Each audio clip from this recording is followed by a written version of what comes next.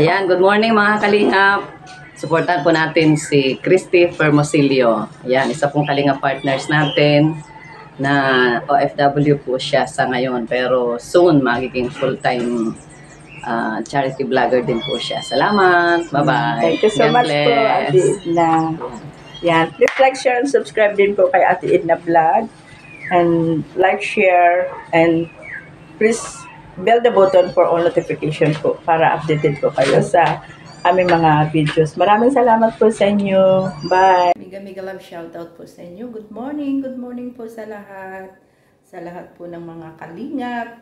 Please like, share, and subscribe po si Kuya Bal Santos Matubang, Ate Edna Vlog, at si Kalingap Rob. At sa lahat po ng mga under ng Kalingap. So, andito na po ako sa bahay. Galing na po ako sa church.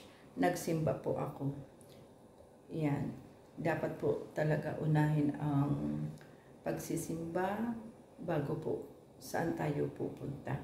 So, ito po, bago po ako bababa sa aming papis, ay mag-aalmusal po muna ako. Yan po siya. At maraming salamat at nakapagsimba na rin po ako sa St. Joseph. Yan. Isusyo ko po sa inyo kung ano po yung binili ko. At bago po ang lahat, binabati ko po yung aking anak na si Risa Fermosilio ng happy birthday, anak.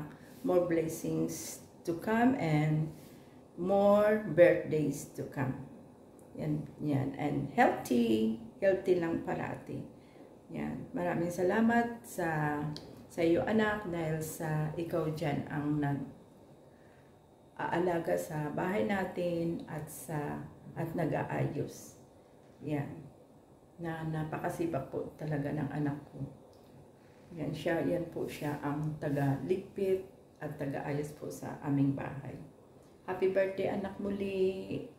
Wish ko sa iyo na healthy lang parati at maging malakas. Yan. Laban lang tayo sa lahat ng kung anumang pagsubok na dumadating sa atin. Laban lang tayo and always pray. Maraming salamat po sa inyo, mahal na Panginoon Kristo, dahil sa binibigyan niyo po ninyo kaming lakas sa araw-araw. Ito po ang aking breakfast, isusyo ko po sa inyo. Yan po ang aking breakfast na with off tea, coffee. Yan po ang aking donut. Yan, bali 1 dozen po yan, ay konti na lang pong natira.